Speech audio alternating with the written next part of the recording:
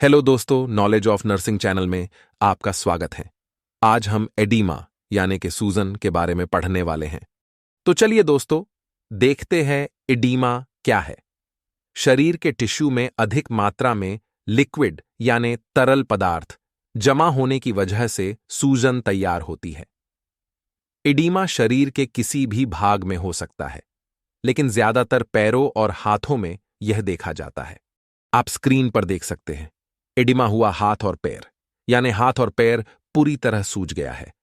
तो चलिए देखते हैं एडिमा होने के रिस्क फैक्टर। पहला है, एक ही स्थिति में ज्यादा देर खड़े या बैठने से सूजन हो सकती है। दूसरा है, ज्यादा नमक खाने से भी एडिमा होने का खतरा होता है। तीसरा है, लड़कियों में पीरियड्स आने से पहले भी सूजन हो सकती है।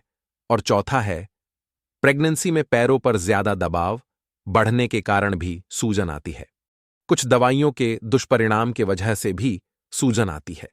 ब्लड प्रेशर की गोलियां लेने से, एंटी इन्फ्लेमेटरी की गोलियां लेने से और कुछ मधुमेह की गोलियां लेने से भी सूजन आ सकती है। कुछ ऐसी बीमारियां होती हैं जो एडिमा या सूजन का कारण बनती है, जैसे CCF congestive cardiac failure, heart अच्छे से फ्लूइड सर्कुलेट न कर पाने पर सूजन आ जाती है। अपर्याप्त लसिका तंत्र, लसिका तंत्र अच्छे से काम न करने के वजह से टिश्यू में फ्लूइड भर जाता है, जिसके कारण सूजन आती है।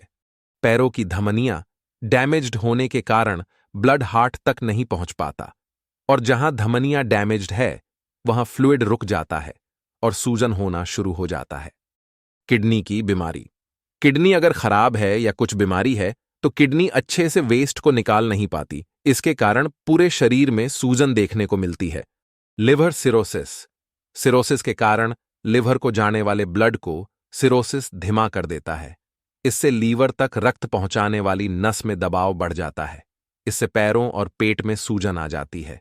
प्रोटीन की कमी, रक्त में प्रोटीन हमारी रक्त वाहिकाओं में पानी खींचते हैं, जिससे पानी टिश्यू में नहीं जा पाए और धमनियों में ही रहता है, यानी जल चुंबक की तरह कार्य करते हैं।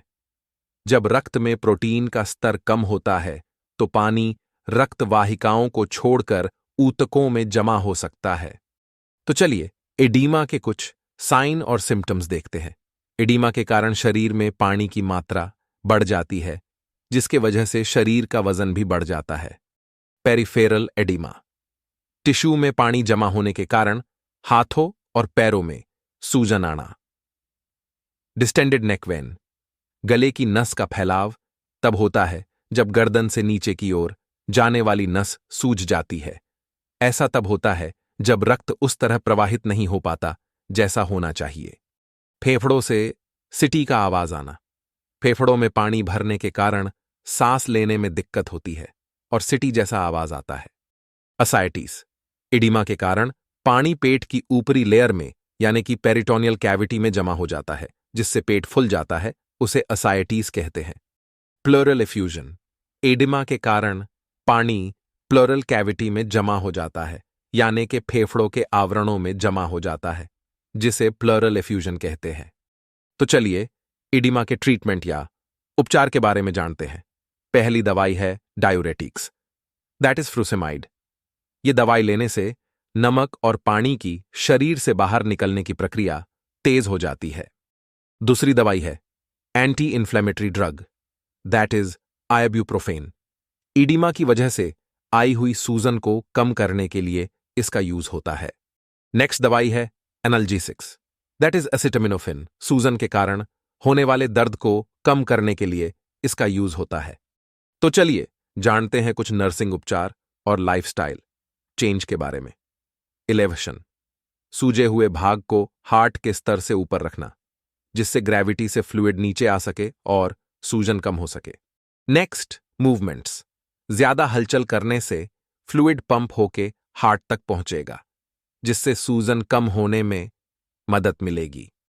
नेक्स्ट, अवॉइड सॉल्ट, नमक के सेवन से पानी जमा होने का खतरा होता है, जिससे एडिमा हो सकता है, इसलिए खाने में नमक की मात्रा कम रखें। पूरा वीडियो देखने के लिए शुक्रिया। इसी तरह और वीडियो देखने के लिए चैनल को लाइक, शेयर और सब्सक्राइब कीजिए। Thank you.